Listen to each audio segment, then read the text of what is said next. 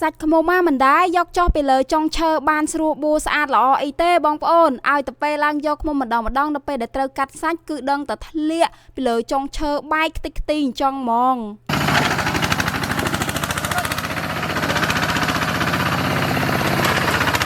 នេះ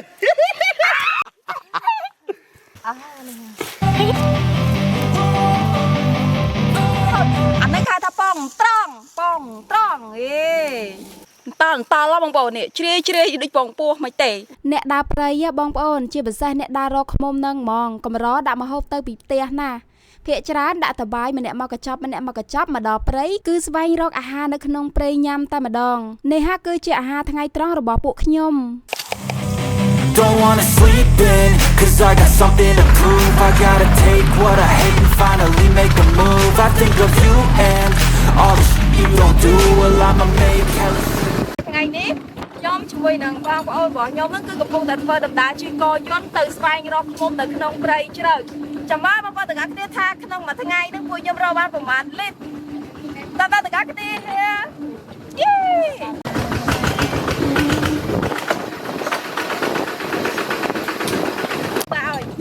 យកញ៉ាឲ្យខ្ញុំ2លីត្រដល់ពេលទៅដល់កន្លែងញ៉ាអ្នកឃើញខ្ញុំនៅនេះគេសុំទិញកន្លះលីត្រទៅសល់អាកន្លះលីត្រហ្នឹងឲ្យគេទៅ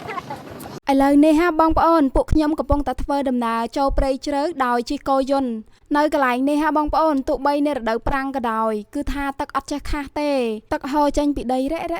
ហើយត្រង់កន្លែងនេះបងប្រុសរបស់ខ្ញុំគាត់បានឈប់កោយន្តដើម្បីទៅកន្លែងក្លុករាំងជ្រៅនឹងដួសទឹកហូបសិនព្រោះថាគាត់ស្រេកទឹកខ្លាំងបងប្អូនអត់បានដាក់ទឹកមកពីផ្ទះបន្ទាប់ពីគាត់ហូបទឹកឆ្អែតហើយគាត់ក៏នាំពួកខ្ញុំបន្តដំណើរទៅមុខទៀតធ្វើដំណើរជិះកោយន្តតាមផ្លូវដោយបងប្អូនបានឃើញនៅក្នុងវីដេអូអញ្ចឹងជិះផងដើរផងដោយសារតែតាមផ្លូវនឹងស្រួលពេកស្រួលខ្លាំងពេកយកបងប្អូនអញ្ចឹងពួកយើងត្រូវកន្លែងខ្លះគឺត្រូវជិះកន្លែងខ្លះគឺត្រូវដើរហ្មងនេះបងប្អូនរដូវខែប្រាំងបើសិនណារដូវខែវស្សាវិញកោយន្តចូលអត់ចុះទេនៅក្នុងព្រៃផុកនៅតាមផ្លូវត្រឹមចកេះបើកកោយន្តអត់កើតទេអញ្ចឹងបើកបានតែខែប្រាំងនឹងឯងទ្រាំធ្វើដំណើរទៅដល់ម្ដុំព្រៃដែលត្រូវស្វែងរកឃ្មុំហ្នឹងគឺអ្នកជិះនៅក្រោយគឺអត់ចាំទេណាបងប្អូនគឺព្យាយាមប្រើភ្នែកប្រើចក្ខុរំបៃសម្លឹងមើលលើចុងឈើក្រែងលោបានឃើញឃ្មុំម្នាក់គឺថាសម្លឹងចុះសម្លឹងឡើងជាពិសេសបងសេរីញោមគាត់សម្លឹងគាត់ព្យាយាមសម្លឹងហ្មង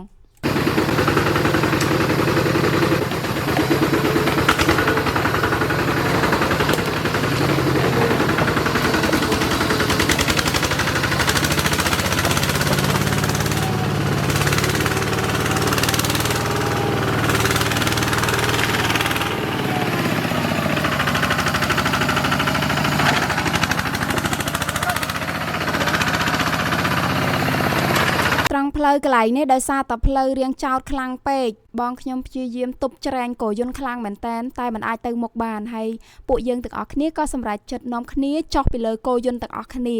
ហើយក៏រួមកម្លាំងគ្នារុញក្តិតកោយន្តពីក្រោយដើម្បីឲ្យវាទៅមុខបានខំដល់នេះ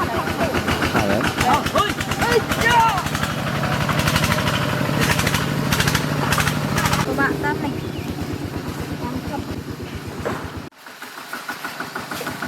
បន្ទាប់ពីជិះកោយន្តយ៉ាងសស័កសស្រាំរុញផងដើរផងជិះផងឥឡូវនេះពួកយើងបានស្វែងរកឃើញឃ្មុំមួយសបុកបងប្អូននៅលើចុងឈើយ៉ាងខ្ពស់ហើយធំគួរសមដែរឃ្មុំចែព្រៃមួយសបុកនេះមិនចាំយូរទេបងខ្ញុំចាប់ផ្ដើមដុតគប់ហុយផ្សែងធ្លាក់ធ្លុំហើយគាត់ក៏រៀបចំខ្លួនពាក់អាវក្រាស់បិទមុខឲ្យជិតហើយគាត់ក៏ដើរសម្ដៅទៅកន្លែងដើមឈើដែលមានឃ្មុំទុំដោយការប្រើប្រាស់ជំនាញរបស់គាត់ឡើងលើចុងឈើយកឃ្មុំព្រៃចង្អេភាគច្រើនវាចូលចិត្តទុំនៅលើដើមឈើដែលខ្ពស់ហើយបងប្រុសរបស់ខ្ញុំគាត់គឺជាអ្នករកឃ្មុំមួយរូបហើយគាត់ឡើងដើមឈើខ្ពស់ជារៀងរាល់ថ្ងៃដើម្បីយកឃ្មុំណាបងប្អូនបើដើមណាមានវល្លិតោងាយស្រួលឡើងទេតែបើសិនជាដើមណាសឡូនភ្លឹងអត់មានវល្លិដុះចិត្តក្បែរហ្នឹងគឺពិបាកឡើងខ្លាំងមែនតើប្លង់កន្លែងនេះដោយសារតែឃ្មុំនៅខ្ពស់ខ្លាំងពេកហើយដើមឈើរញ៉ៃបិទបាំងចិត្តគឺពួកខ្ញុំអត់អាចប្រចាំងប្លង់ពេញឃើញឃ្មុំសាច់ឃ្មុំទាំងអស់ឲ្យបងប្អូនទស្សនាបានទេគឺបានតែប៉ុណ្្នឹងហើយបងប្រុសរបស់ខ្ញុំគាត់ឡើងទៅដល់គាត់ដាក់គប់នៅខាងក្រោមសបុកឃ្មុំទៅហើយគាត់ ជាសាច់តលាក់មកក្រោមសាច់ខ្មុំមកឲ្យតែពេលជាម្ដងមិនដែរបានល្អទេបងប្អូនជាតលាក់មកក្រោមបែកខ្ទេចខ្ទីពូក្បាលទឹកនៅខាងលើវាធំយើងអត់អាចយកសាច់ខ្មុំដាក់លាយជាមួយនឹងក្បាលទឹកបានទេហើយសាច់ខ្មុំមកផ្ទាំងធ្ងន់ណាហើយកុំអីគាត់អត់កាត់ទេបងប្អូនតែដោយសារតែថ្ងៃនេះអត់មានអីហូបបាយអញ្ចឹងគាត់ក៏សម្រេចចិត្តកាត់ខ្មុំមកសបុកនេះដើម្បីយកសាច់របស់វាធ្វើមកហូបជាអាហារថ្ងៃត្រង់សម្រាប់ហូបទាំងអស់គ្នាតែបងខ្ញុំគាត់ចេះតលេបងប្អូនទោះបីជាចុងឈើខ្ពស់ប៉ុណ្ណាក៏ដោយគាត់តលេអត់បែកទាំងអស់ទេសាច់នៅល្អច្រើនបើខ្ញុំវិញបើថាខ្ញុំតលេទៅលើចុងឈើវិញនឹងតែបែកខ្ទេចអស់ហើយសាច់ខ្មុំនឹងគ្មានបាននៅដុំខ្លះអញ្ចឹងទេហើយបានមកសបុកបានក្បាលទឹកប៉ុណ្ណឹងបងប្អូនខ្ជិលច្បាច់ខ្ជិលអីឲ្យបងប្អូនទស្សនាហើយបងស្រីរបស់ខ្ញុំគាត់ចាប់ដើមកាត់សាច់ខ្មុំជាដុំប្រទេសតូចដើម្បីដាក់ច្រកថងហើយក៏ធ្វើដំណើរទៅមុខទៀតសយបងប្អូនហើយដើររកខ្មុំថ្ងៃនេះមេឃភ្លៀងឲ្យតែមេឃភ្លៀងអ្នករកខ្មុំដូចជាពួកខ្ញុំគឺឈប់រតែម្ដងពូមេឃភ្លៀងហើយអត់អាចរកខ្មុំបានទេរកខ្មុំបានមកសបុកបងប្អូនហើយតំបន់ព្រៃខ្លះមេឃភ្លៀងផងអីផងក៏នាំគ្នាគេចចេញមកដល់កន្លែងនេះក៏នាំគ្នាកាយកន្លែងសបុកអាពងសัตว์ស្អីនេះវាចូលចិត្តកប់ពងរបស់វានៅក្នុងដីខ្សាច់បងប្អូនបើសិនតែយើងបានស្គាល់សបុកវាយើងកាយទៅឃើញពងរបស់វាយើងយកពងរបស់វាហូបធ្វើជាអាហារឆ្ងាញ់ណាBeli ban ơi không Vâng cảm ơn mở Đi chà mà chưa rồi Bạn đi tao mua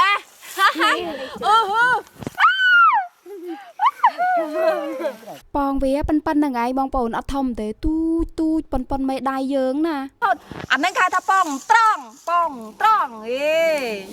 តល់បងប្អូននេះជ្រាយដូចពងពោះមិនទេបាទនឹងគេដុតណាបាទអត់ទេចូលតាមខ្ញុំចូល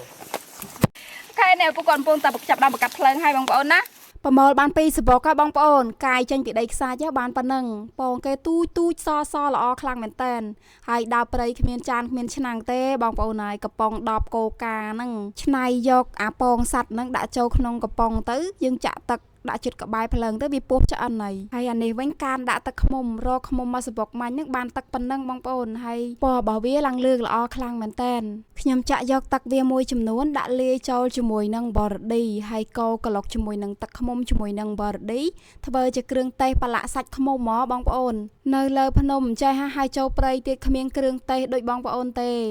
អ្វីដែលអាចឆ្នៃបានគឺឆ្នៃហើយមានគ្រឿងតែប៉ុណ្្នឹងឆ្ងាញ់ហើយបងប្អូនអើយអាហារថ្ងៃត្រង់មកពេលនេះ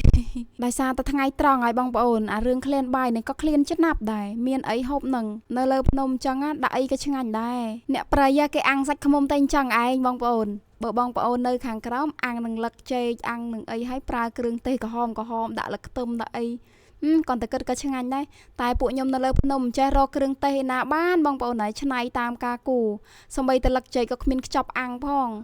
ក៏ពួកយើងនាំគ្នាកាត់អាដើមតូចដើមស្មាច់តូចហ្នឹងកាត់វាធ្វើជាកញ្ចប់សម្រាប់រុំសាច់ខ្មុំដាក់អាំងបើមិនអញ្ចឹងទេអត់មានអីអាំងទេអូបងប្អូនហើយទ្រាំបានអាំងប៉ុណ្ណឹងនាំគ្នាធ្វើ2 3នាក់ឥឡូវនេះបងខ្ញុំគាត់ចាប់ដើមរុំរួចទៅគាត់យកទៅដាក់អាំងនឹងមុខភ្លើងហើយអាំងវាទុកចោលនៅនឹងងាកមកមើលពងអាសត្វស្អីនេះនៅក្នុងដីខ្សាច់ដាក់ស្ងោរចោលទៅក៏ឆ្អិនក៏នាំគ្នាហូបលេងអំបិលរឌីមកកញ្ចប់ហូបគ្នាមកតបមិនពងក្រួយទេណាបងប្អូនសយើងហែកមកមានទឹកដមវានៅក្នុងនឹងហើយដូចពងទាកូនបន្តិចប៉ុន្តែបើនិយាយពីរសជាតិវិញអត់ដូចពងទាអត់ដូចពងក្រួយទេ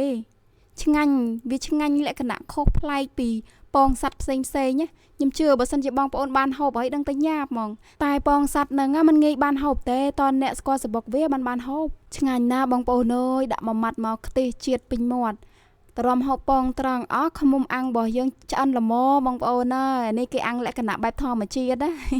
ឆេះតវត្តផងអីផងខ្ញុំស្លឹងពីចងាយខ្ញុំថាដឹងតែខ្លោចហើយពេលបងខ្ញុំគាត់យកមកដល់ខ្លោចមែនបងប្អូនហើយខ្លោចអស់ខ្លាខ្លោចឡើងញូញតែមិនអីទេមិនជាបញ្ហាទេដល់ម៉ោងឃ្លានបាយហើយខ្លោចក៏ខ្លោចទៅប៉ុណ្ណឹងអាចញ៉ាំបានយ៉ាហ៊ីកុំខើអញ្ចឹងក្លិនឈ្ងុយណាបងប្អូនខ្មុំអាំងបែបព្រៃខ្មុំអាំងបែបអ្នកព្រៃហើយអត់ប្រអែប្រអងយូរទេខ្មុំអាំងក្តៅពួកយើងក៏ចាប់ផ្ដើមលាតបាយតាមកញ្ចប់ថងនីមួយគឺហូបជុំគ្នាតែម្ដងជាមួយនឹងសាច់ខ្មុំប៉ុណ្ណឹងខ្ទះជាតិណាស់បងប្អូនអើយសាច់ខ្មុំទៅយកពីចុងឈើថ្មីហើយយកមកអាំងនេះ ដាក់មួយម៉ាត់ហើយមួយម៉ាត់ទៀតជីវិថាជាតិនោះជាតិឆ្ងាញ់មែនណាបងប្អូនសាច់ខ្មុំញោមមកពេលខ្លះអត់ហូបបាយតែខ្ញុំហូបតែសាច់ខ្មុំហូបសាច់ខ្មុំសុទ្ធហ្មងហើយខ្វះអីសាច់ខ្មុំហូបដោយសារតែយើងអ្នកយកខ្មុំស្រាប់អត់បាក់ខ្វះសាច់ខ្មុំហូបទេហើយពេលហូបបាយហ្នឹងលបាក់ម៉ោង12យោបងប្អូនម៉ោង12ថ្ងៃត្រង់អូឃ្លានបាយចំណាប់បានមកហូបប៉ុណ្ណឹងហូបជីវិថាឆ្ងាញ់អូឆ្ងាញ់បងប្អូនអើយដាក់អីក៏ឆ្ងាញ់ដាក់អីក៏ឆ្ងាញ់